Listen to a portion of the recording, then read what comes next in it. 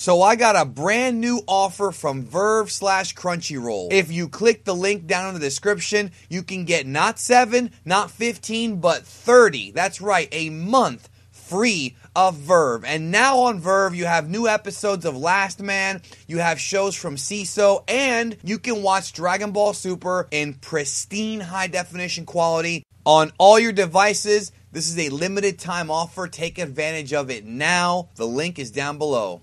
Last weekend was crazy for a lot of us. Not only did we not have a new episode of Super, but Florida was attacked by a damn hurricane. And I live in Florida, and I had to survive that thing. But we are back now. Things are starting to unravel again and come back to norm. So today, let's talk about Super's return to television. Dragon Ball Super, episode 107, Fukushu no Efu, Shikakeratera Kokatsu na Wana. That one's hard to say. That translates to Revenge F.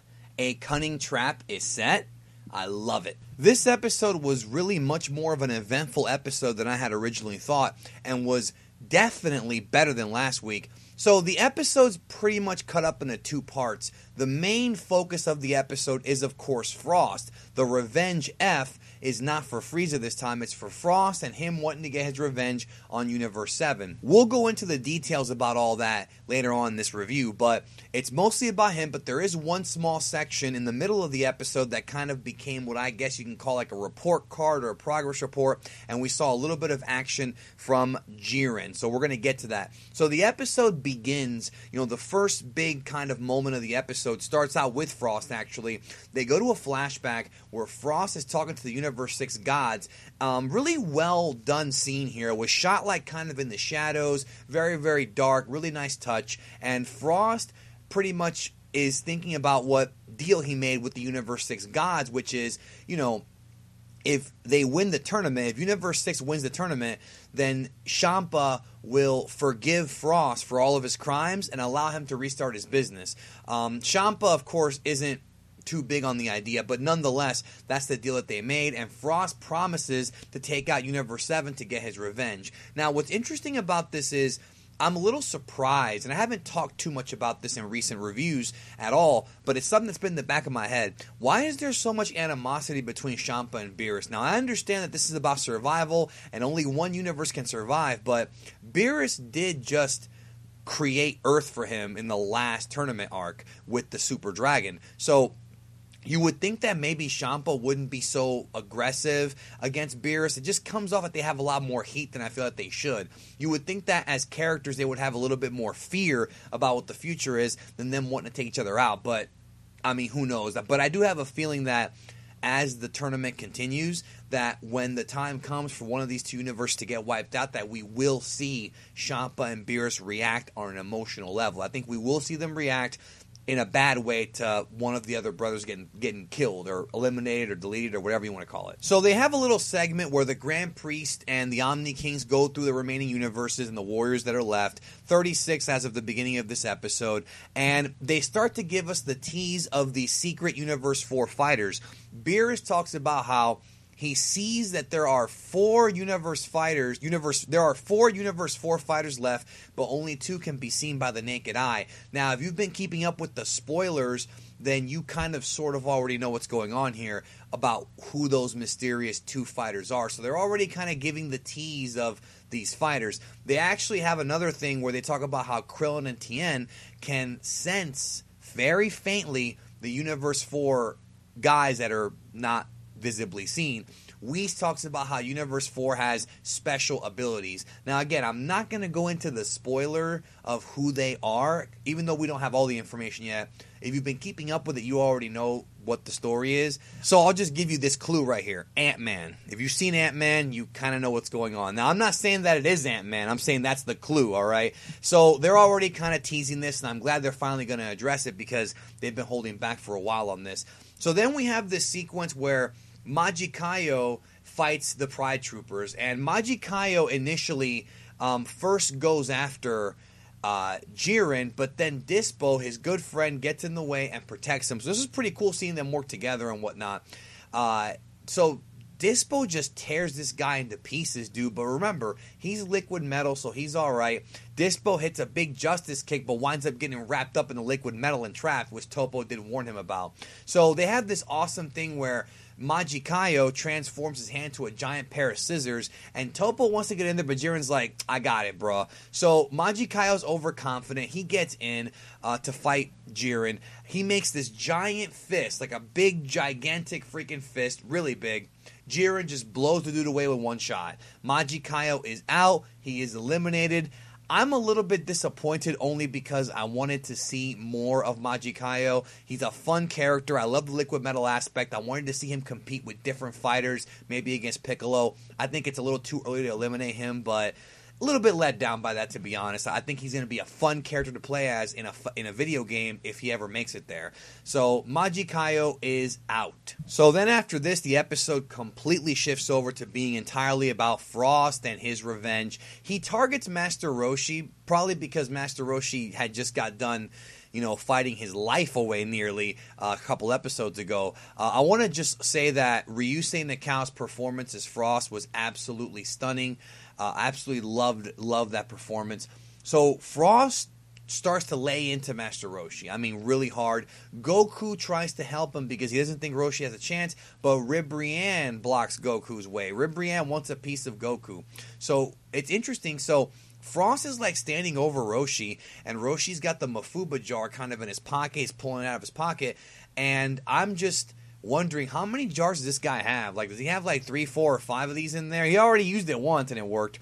So Roshi does this really awesome like babyface comeback where he just powers out of it, starts to swing at Frost. Frost having a little bit of trouble, which I'm not really buying, but luckily it wasn't for too long because Frost gets the advantage and whips him with his tail and sends him flying. I mean, he just sends him flying. That was awesome.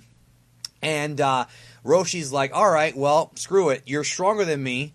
Mafuba time. So he unleashes the Mafuba, fires the Mafuba. He's about to trap Frost. We see a big explosion. Roshi's there looking tired, but Frost is not in the Mafuba jar. He missed the jar. Frost is shocked that Roshi knows that move. So very interesting stuff here in that I like the idea, and we already kind of knew this, but I'm glad they're making this a thing, that even if you're weaker than your opponent, if you know the Mafuba, you have a chance. You can trap this dude and you're good.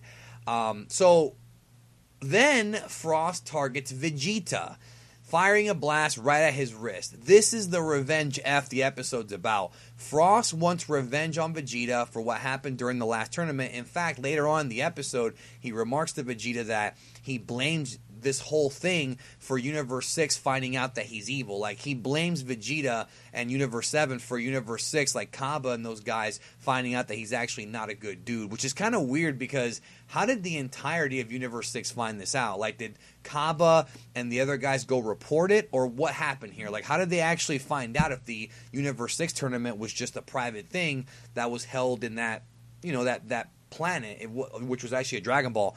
That was kind of weird to me, but I'm not too upset about it. There might be an explanation, there might not be. Either way, I guess Universe 6, I guess after that tournament, it's implied that Frost lost everything. His business, his contract with the Saiyans, which that does make sense. He lost it all, and it's all Vegeta's fault, even though I'm pretty sure it was Jaco who discovered the poisonous dart. So wouldn't he be mad at him? I guess Vegeta's the one who eliminated him, so why not, right? I'm not too upset. That makes perfect sense character-wise. And of course, Jaco's not in this tournament. If he was, then I'm pretty sure Frost would definitely target him first. So he can't beat Vegeta purely on power, and that should be a hint of things to come. So then we have this really awesome final sequence in this episode. It's about, I didn't time it, but it's something like 8 minutes or so. At least it felt that way, 8-10 minutes, where Vegeta is too strong for Frost. Frost walks over to Roshi and fires this little ki blast at his head, burning him, but not killing him. And then Vegeta saves Roshi with a big right hand. And then, of course, Vegeta tells Roshi, like what he always told Goku, is that I didn't save your life. I just came here to beat Frost. You know how Vegeta would always tell Goku that in Dragon Ball Z? Same thing. So this is awesome. So they're talking trash to each other. Then suddenly out of nowhere, Vegeta breaks through the mountain behind Vegeta and starts to rush him. This was out of nowhere. God, I love this. This was the best part of the episode, in my opinion. Vegeta does the big bang attack on Magetta, who manages to actually subdue the blow with his hand. So it's good to see Universe 6 actually working together. Frost and Magetta working together. They may not be best friends, but they got a universe to survive, right? They got to help their universe survive, is what I meant to say. So Vegeta keeps trying to get at Frost, but Magetta keeps getting involved. But Frost says that he's found a way to beat Vegeta. So Roshi sneaks up behind Magetta and tries to hit Magetta with the Mafuba. But suddenly Frost hops in, blocks the Mafuba, does the reverse Mafuba, teases hitting the reverse Mafuba on Roshi. And by the way, the reverse Mafuba, Evil Containment Wave, was done in Dragon Ball when Piccolo reversed it on Kami during the 23rd Budokai tournament. Go check those episodes out if you haven't seen them in a while. They're really, really good. Classic Dragon Ball. So he teases using the Mafuba on Roshi, but instead turns, twists, and uses it on Vegeta and successfully traps Vegeta in the little jar. So Frost does have his revenge for right now, as he has trapped Vegeta in the jar, and boy, is this dude gloating about it. He actually thanks Roshi for all this. Roshi tries to go in, but Frost, just starts pelting him with Ki Blast on his pressure points, his shoulders, his knees. Can't really do anything. So then Roshi throws a little Ki Blast, little small, tiny, like speck of a Ki Blast out, and Frost has the jar in his hand, and just as he's about to freaking, quarterback the freaking jar out of the ring, Roshi's little Ki Blast comes back, breaks the jar. Vegeta comes out in blue, guns up blazing. This was an awesome Vegeta moment. Starts to yell at Magetta. Magetta freaks out because, remember, his weakness is he doesn't like to be name-called. So he's name-calling Magetta, screaming at him, insulting him. Magetta can't handle this, and he ends up getting eliminated. Then he tells Frost, "You're next," like Bill Goldberg, and Frost makes a run for it. So Frost and Vegeta still have unfinished business. They have this very interesting moment between Vegeta and Roshi where they're talking, and he's like, "I think it's time for you to retire." Most likely based on the fact that Roshi almost died a couple episodes ago. So Roshi willingly drops out of the ring, which I don't like this, and I'll tell you why in a minute. And he's eliminated. So Magetta and Roshi are gone. Universe 7 and 6 are now down to 7 people each. And Vegeta, I guess he kind of convinced Roshi that, you know what?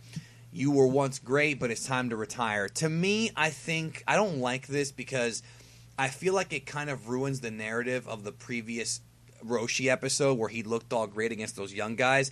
I think that the idea of Roshi eliminating himself, it's very reminiscent of what Roshi did in the 22nd tournament against Tenshin Han, right? Where he eliminated himself, and because he basically said, he was like, okay, I am the old generation. Goku and Tien at that time were the new generation of fighters, and Roshi had become self-aware that he can't be the top guy anymore, so he eliminated himself, essentially. Very similar here, except my issue with it is that the last couple episodes kind of showed us that Roshi can still hang with the young guys.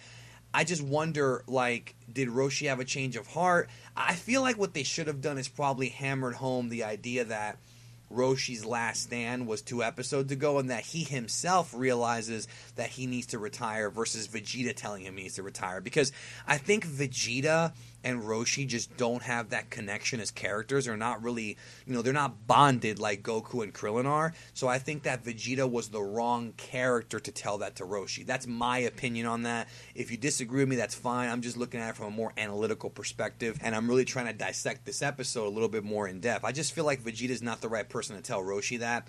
But would Krillin and Goku ever really tell him that? That's the question. I feel like it should have been a decision that Roshi actually made on his own. But he looked good. I mean, he looked good in this episode. He really did nothing wrong. He didn't make any mistakes or anything. He didn't know that Frost's going to be able to reverse the Mafuba. He didn't have any idea that could happen or twist it or whatever. I thought it was fine. But I just didn't like the way this went. I think that Roshi should have gone out a little bit more impressively. I probably would have preferred him more if he had gone out a couple episodes ago, like in a blaze of glory. Here it was more like he saved Vegeta. That's kind of his final moment. I don't know. I think it could have been better. But overall, the episode was good. The end of the episode was teasing a Goku Ribrianne fight next week, plus Frieza and Frost are doing their thing.